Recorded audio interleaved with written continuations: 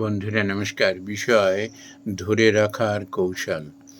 বন্ধুরা, আমরা জীবনে কঠোর পরিশ্রম এবং নিষ্ঠার মাধ্যমে আমরা যা চাই তা জীবনে পেয়ে যাই। ভগবান কাউকে বিমুখ করেন না, কিন্তু মুশকিল হয়ে যায় যে আমরা সবাই এই প্রাপ্তিকে অর্থাৎ কিনা নাম, যশ, অর্থ, লোকবল এগুলোকে আমরা বহু মানুষ শেষ পর্যন্ত ধরে রাখতে পারি না। শুরুতেই কেউ খুইয়ে বসি, কিংবা কিছু কাল অতিক্রম হওয়ার পরে। এখন আমরা পেয়ে তো যাই, পেয়ে যাওয়ার পরে হয় কি, আমাদের আকাঙ্ক্ষা বাড়তে থাকে। সেই সঙ্গে সঙ্গে আমাদের স্পৃহা, আরও পাওয়ার স্পৃহা,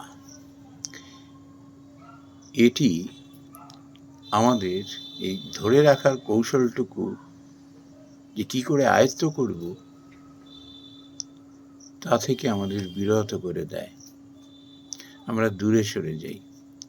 এই পাওয়ার লালসায় আমরা দৌড়তে থাকি আসল জিনিসকে ছেড়ে।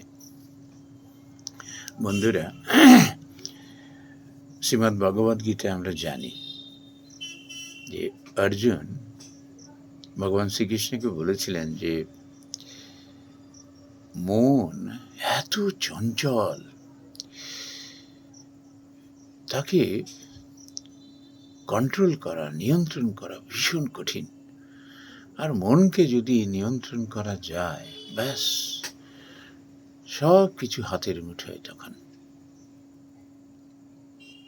আমাদের মন চঞ্চল বলে যখন কামনার দিকে দৌড়াতে থাকি, লোভের পিছনে দৌড়াতে থাকি, আমরা তাকে ধরে রাখতে পারি না, টেনে তাকে নিয়ে আসতে পারি না।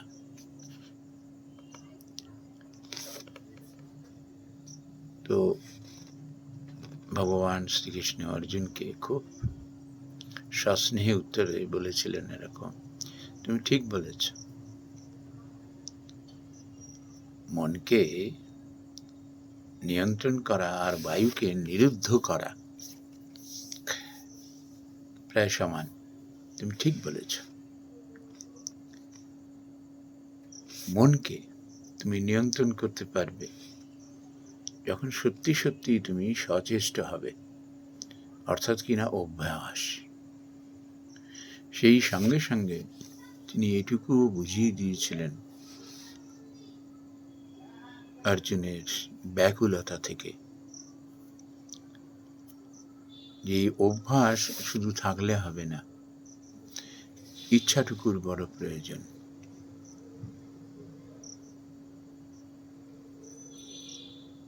অভ্যাসকে এগিয়ে নিয়ে যায় ইচ্ছা। যে মানুষের অভ্যাসের সঙ্গে ইচ্ছা যুক্ত হয়ে যায়, সেই মানুষের উত্তরোত্তর শ্রীবৃদ্ধি হয়। বন্ধুরা, যদি দু একটি উদাহরণ আমরা নিয়ে আসি, হয়তো বিষয়টা আর একটু পরিষ্কার হবে।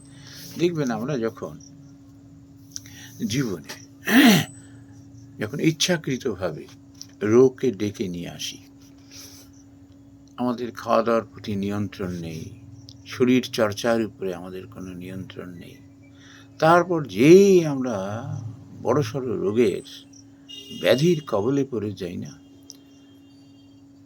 তখন আমাদের শিক্ষা হয়। আমরা করি কি, তখন ডাক্তারের পরামর্শ মতো ওষুধপত্র সময় মতো খাই।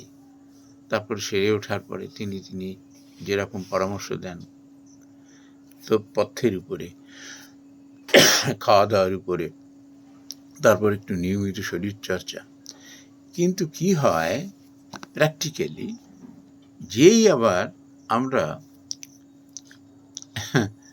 আবার পূর্বাবস্থায় ফিরে আসি, শরীর যখন আবার চাঙ্গা হয়ে ওঠে, আমরা যখন স্বাভাবিক জীবনে ফিরে যাই না, আবার সেই স্লাকনেস শুরু হয়ে যায়। ও ঠিক আছে, এখন তো ঠিক আছি আমি, তারপর দেখা গেল আবার সে কিন্তু অসুস্থ হয়ে পড়লাম। আবার দেখবেন আমাদের স্বভাব চরিত্রের দিকে যদি তাকাই, আমরা নানা রকম ভুল ভ্রান্তি করি, জানতে অজান্তে, এবং তার খেসারত দিতে হয়। এবং সেই খেসারত যখন ভয়ঙ্কর হয়ে ওঠে না, তখন আমরা আমাদের চরিত্র স্বভাবকে নিয়ন্ত্রণ করার চেষ্টা করি। তারপর আবার দেখা যায় কিছুদিন পরে আবার যে কে সেই, সব যখন স্বাভাবিক হয়ে যায় আবার যে কে সেই। আসলে কি, চেষ্টার সঙ্গে, অভ্যাসের সঙ্গে মানুষের ইচ্ছাটি যদি না জেগে ওঠে না, ইচ্ছে জাগাটা মানে হলো পরিণামটাকে সে চোখের সামনে দেখতে পায়। সে বুঝতে পারে যে 10টা রসগোল্লা খাওয়া আর একটা রসগোল্লার একটু অংশ খাওয়া একই ব্যাপার। ভোগের দ্বারা কখনো ভোগের নিবৃত্তি হয় না। যে মানুষ সত্যি সত্যি অভ্যাসের সঙ্গে ইচ্ছাটাকে যোগ করে বিবেকী হয়ে উঠেছেন, সেই মানুষ কিন্তু বোঝেন যে 10টা খাওয়া যা আর একটা রসগোল্লার খানিকটা অংশ খাওয়া একই ব্যাপার। চোখের খিদেটাকে, লোভটাকে, জিহ্বার যে লোভ, সেটাকে তিনি নিয়ন্ত্রণ করতে শেখেন। তার কারণ কি, তিনি চোখের সামনে পরিণামটি দেখতে পারেন। উনি বুঝতে পারেন সব বেকার জিনিস। লোভে পড়ে এই সাময়িক একটু আনন্দ পেলাম, রসনার তৃপ্তি হলো ঠিকই, কিন্তু আমি কিন্তু ভয়ঙ্কর পরিণতি ডেকে আনছি। কিংবা অনেক সময় আমরা ভাবি সমাজে থেকে, সংসারে থেকে কেউ বোঝায় কিছু বুঝতে পারছে না, জানতে পারছে না। আমরা খুব খারাপ স্বভাবের বশীভূত হয়ে পড়ি। তারপর যখন সামলাতে পারি না, ধরা পড়ে যাই, লোকের চোখে যখন হেয় হয়ে যাই না, তখন আফসোসের আর শেষ থাকে না। এই জন্য কি হয়, অভ্যাস যে আমি কোনো অবস্থাতেই কোনো খারাপ কাজ করব না, আমি সদাচারী হয়ে উঠব, আমি লোভ লালসার কবলে কখনো পড়ব না, আমি কখনো অহংকারী হয়ে উঠব না, আমার মধ্যে কখনো ঔদ্ধত্য আসবে না, আমি স্বার্থপরতা থেকে নিজেকে সরিয়ে রাখব, কখনো অন্যের দুঃখ কষ্টে আমি আনন্দ পাবো না, আমি তো ভালো আছি, আমি তো ঠিক আছি, এই হীন চিন্তা ভাবনা থেকে আমি যেন মুক্ত রাখতে পারি নিজেকে। আমি যেন এরকম ভাবি, অন্যের আজকের যে দুরবস্থা, সংকট, ওটা আমারও তো হতে পারত, এত ভগবান আমাকে সেটি না দিয়ে অন্যকে দিয়েছেন, এটা সে মনে চরমভাবে মনে রাখে। ওই জন্য কি হয়, সে সাধ্যমতো অসহায় বিপদগ্রস্ত মানুষের পাশে গিয়ে দাঁড়ান, তার দুঃখ বেদনাকে যতটুকু পারেন চেষ্টা করেন কিছুটা তার থেকে যেন সে রেহাই পায়। ইচ্ছা মানুষের মেকানিক্যাল ওয়েতে কিছু একটা করা আর অন্তর দিয়ে করা আকাশ পাতাল তফাৎ, আকাশ পাতাল।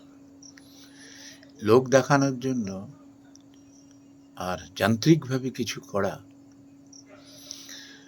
ও মানুষ বুঝতে পারে, কপটতা বুঝতে পারে মানুষ, আসল অভিপ্রায় দুরভিসন্ধি মানুষ ধরে ফেলে, কিন্তু মুখে হাতে কিছু বলেন না, ওতে সুখ নেই, শান্তি নেই। কিন্তু মানুষ যদি অন্তর দিয়ে, সে নাই বা বড় কিছু করতে পারল, বড় দান ধ্যান করতে পারল, অথবা হয়তো তার পাশে গিয়ে সেরকম ভাবে যেভাবে দাঁড়ানো উচিত ছিল ঠিক সেভাবে দাঁড়াতে পারলো না হয়তো, কিন্তু তার ইচ্ছাটা রয়েছে, কিন্তু অন্যদিকে তার বাধা হয়ে দাঁড়িয়েছে অন্য জিনিস, কিন্তু মন প্রাণ তার জন্য কাঁদছে, ভগবানের কাছে প্রার্থনা করছে, নিজে যতটুকু পারছে তার জন্য করছে। এটি ইচ্ছে না হলে হয় না, এই জন্য শ্রীমদ্ ভগবদ গীতায় ভগবান শ্রীকৃষ্ণ এটি বারবার করে আমাদের স্মরণ করিয়ে দিয়েছেন।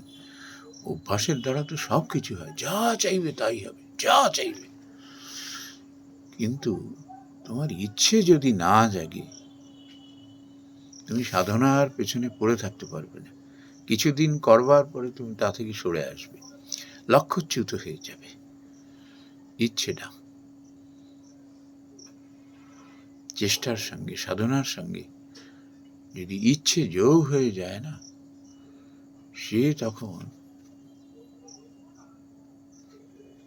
দূরকে দেখতে পায়, দূরদর্শী হয়ে ওঠে সেই মানুষ। তিনি পরিণামকে দেখতে পারেন চোখের সামনে। ওই জন্য তার চেষ্টার মধ্যে এমন সততা থাকে, এত আন্তরিকতা থাকে, তিনি এমন সত্যনিষ্ঠভাবে সেই আচরণ করেন যে জীবনে সফল তো হনই, এবং এইসব মানুষের সংস্পর্শে যারা আসেন না, তারাও সমৃদ্ধ হন নানাভাবে।